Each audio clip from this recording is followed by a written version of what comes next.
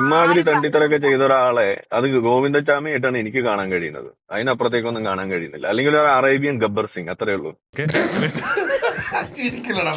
വാല് പൊങ്ങുന്നില്ല. നിങ്ങൾ ഒരു മൃഗ ഡോക്ടറാണ് എന്നാണ് ഞാൻ അറിയാൻ കഴിഞ്ഞത്. അതെ അതെ, ഇസ്ലാം എന്ന റാബീസ് ബാധിച്ച മൃഗങ്ങളെ ചികിത്സിക്കുന്ന ഡോക്ടറാണ് ഞാൻ.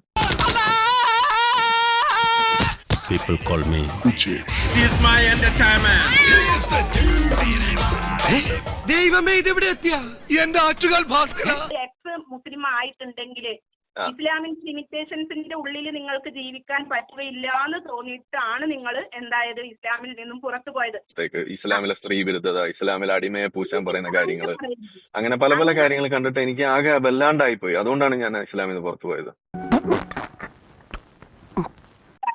നിങ്ങൾ പറയൂ, ഈ മാരിയത്തുൽ കിബ്തിയ എന്ന് പറയുന്നത് മുഹമ്മദ് നബിയുടെ അടിമ സ്ത്രീ, ആ അടിമ സ്ത്രീയെ മുഹമ്മദ് നബി കല്യാണം കഴിക്കാതെ അല്ല ഇട്ട് പൂശിയിരുന്നത്. അത് വ്യഭിചാരല്ലേ? ഓഹോ, അങ്ങനെയാണല്ലേ? അപ്പൊ ഭാര്യയല്ലാത്ത സ്ത്രീകളെ ഇതുപോലെ ലൈംഗികമായിട്ട് ചെയ്യുന്നതിനെ നിങ്ങൾ വ്യഭിചാരമെന്ന് വിളിക്കുമെങ്കിൽ മുഹമ്മദ് നബി ചെയ്തത് വ്യഭിചാരല്ലേ? അതെങ്ങനെ അവിടെ വെക്കണത്? നിങ്ങൾ വ്യഭിചാരത്തെ കുറിച്ച് പറയുമ്പോൾ നമുക്ക് മാരിയത്തുൽ കിബ്തിയെ കുറിച്ച് പറയേണ്ടി വരും. ഞാനിപ്പോ നമ്മളുടെ ഗോവിന്ദച്ചാമിനെ റസൂലുള്ളാഹ് എന്ന് വിളിക്കണം എന്ന് പറഞ്ഞാൽ എന്നെ കൊണ്ട് പറ്റൂല. ഇമാതിരി തണ്ടിത്തരൊക്കെ ചെയ്ത ഒരാളെ അത് ഗോവിന്ദച്ചാമിയായിട്ടാണ് എനിക്ക് കാണാൻ കഴിയുന്നത്. അതിനപ്പുറത്തേക്കൊന്നും കാണാൻ കഴിയുന്നില്ല. അല്ലെങ്കിൽ ഒരു അറേബ്യൻ ഗബ്ബർ സിംഗ്, അത്രേ ഉള്ളൂ. എന്താണ് വ്യാഖ്യാനം? ഇപ്പൊ കാഫിറിനെ കണ്ടെടുത്ത് വെച്ച് വെട്ടിക്കൊല്ലാൻ പറഞ്ഞത് അതിൽ അർത്ഥാണ് ഞാൻ പറയുന്നത്. അതിലെവിടെ വ്യാഖ്യാനം? യുദ്ധകാലഘട്ടങ്ങളിലാണ് ബ്രോ, അന്നത്തെ യുദ്ധകാലഘട്ടങ്ങളിലാണ്. അപ്പൊ ആ യുദ്ധം ഇന്ന് വന്നാൽ നിങ്ങൾ എന്ത് ചെയ്യും?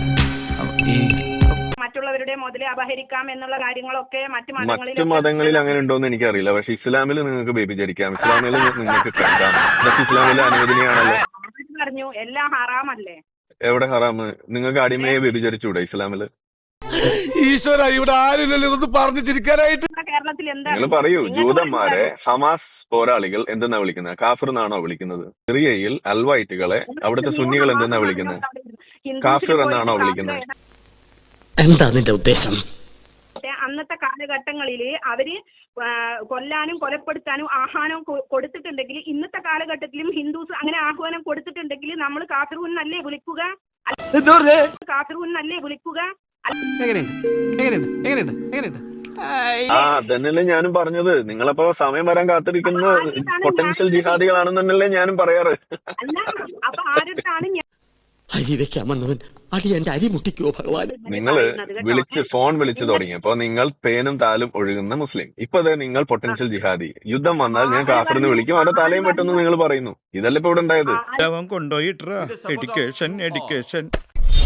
ഇത് തന്നെയാണ് ഖുർആനിലും യുദ്ധത്തിന്റെ ഇത് വെച്ചിട്ട് പറയുന്ന കാര്യങ്ങളൊക്കെ അങ്ങനെ തന്നെയാണ്. അതൊക്കെ നിങ്ങൾ വിപരീതം കൊണ്ട് വരുന്നത്. നിങ്ങൾക്ക് റീച്ച് കിട്ടണമെങ്കിൽ വേറെ, അല്ലെങ്കിൽ നിങ്ങളൊരു ഡോക്ടറല്ലേ, ആ ഭാഗം പോയിക്കൂടെ? എന്തിനാ ഇങ്ങനെ? ഞാനത് എന്റെ ഡോക്ടർ പണിക്ക് ഇത് വണ്ടി ഓടിച്ചോണ്ടിരിക്കുമ്പോഴാണ് നിങ്ങളോട് സംസാരിക്കുന്നത്. ഇത് എന്റെ ഒഴിവ് വേളകൾ ആനന്ദകരമാക്കാനുള്ള കളിയാണ്. ഇതൊക്കെ എന്ത് പോത്തിന്റെ വാല് പൊങ്ങുന്നില്ല. നിങ്ങൾ ഒരു മൃഗ ഡോക്ടറാണ് എന്നാണ് ഞാൻ അറിയാൻ കഴിഞ്ഞത്. പോത്തിന്റെ വാല് പൊങ്ങാത്തോണ്ട് അത് പൊക്കാൻ വേണ്ടിട്ട് പോയതാണ്. അതെ, ഇസ്ലാം എന്ന റാബീസ് ബാധിച്ച മൃഗങ്ങളെ ചികിത്സിക്കുന്ന ഡോക്ടറാണ് ഞാൻ. അങ്ങനെ ഒരു മതത്തെയും കളിയാക്കിയിട്ടില്ല. ഒരു ഹിന്ദുവിനെ മുഹമ്മദ് നബി കളിയാക്കിയിട്ടുണ്ട്. മുഹമ്മദ് നബി വിഗ്രഹങ്ങൾ ഉടച്ചിട്ടുണ്ട്. മുഹമ്മദ് നബി അമ്പലം തകർത്തിട്ടുണ്ട്. മുഹമ്മദ് നബി ഇതെല്ലാം ചെയ്തിട്ടുണ്ട്. നിങ്ങൾക്കൊരു വാണിംഗ് ആണ്. നിങ്ങളെ ജീവനിൽ പേടിയുണ്ടെങ്കിൽ കുറച്ചൊന്ന് ഒതുങ്ങിയിട്ട് ജീവിച്ചോ. ഞാനല്ല, ഇത് കേൾക്കുന്ന മറ്റുള്ള ആരെങ്കിലും വന്നിട്ട് ചെയ്യാൻ സാധ്യത റസൂലിനെ പറഞ്ഞാല്. അപ്പൊ നിങ്ങൾക്ക് നിങ്ങളെ മതത്തെ കുറിച്ച് നല്ല ധാരണ ഉണ്ടപ്പോ? ഞാൻ മുത്തച്ഛന്റെ കൂട്ട് ഞാൻ മാത്രമല്ല അവരെല്ലാവരും. റസൂല് കുട്ടികളെയൊക്കെ പിടിച്ച് അടിമച്ചന്തയിൽ കൊണ്ടുപോയി വിറ്റിട്ടില്ലേ? ഇതൊക്കെ റസൂൽ ചെയ്തിട്ടുണ്ടല്ലോ. ഇതൊന്നും ഞാൻ പറയാൻ പാടില്ല എന്ന് പറയുന്നത് അങ്ങനെ ശരിയാവുക? വെള്ളം കിട്ട് ഇറങ്ങിയിരിക്കുന്നു മരക്കഴുത. പഠിച്ച മദ്രസ ഉണ്ടല്ലോ, അതിലുള്ള ഉസ്താദുമാര് പൊട്ടന്മാരായിരിക്കാം.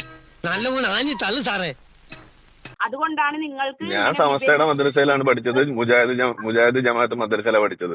അവിടെ ഉള്ളവരൊക്കെ എന്റെ ഉസ്താദായിട്ട് വരും മുജാഹിദ് ബാലുശ്ശേരി. മുജാഹിദ് ബാലുശ്ശേരി ഒരു മണ്ടനാണെന്നാണോ നിങ്ങൾ പറയണത്?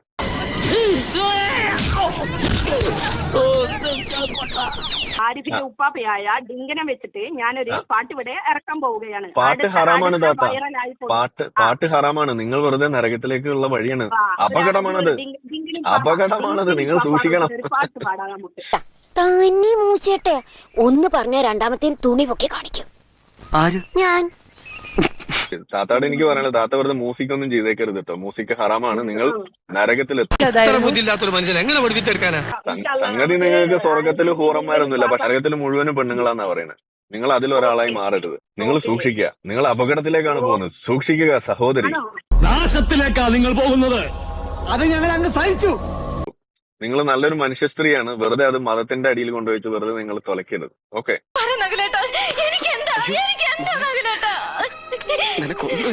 അപ്പൊ ഒരു യുദ്ധം ഇല്ലെങ്കിൽ പോലും മുസ്ലിമിന്റെ ബാധ്യതയാണ് കാഫിറുകളെ കൊന്നൊടുക്കി അത് ഇസ്ലാമിക രാജ്യമാക്കുക എന്നുള്ളത്. മനസ്സിലായോ?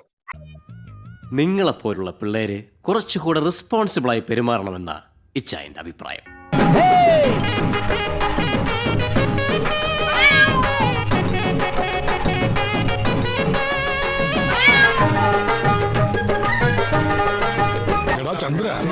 ഒന്ന് സബ്സ്ക്രൈബ് ചെയ്തിട്ട് പോടാ.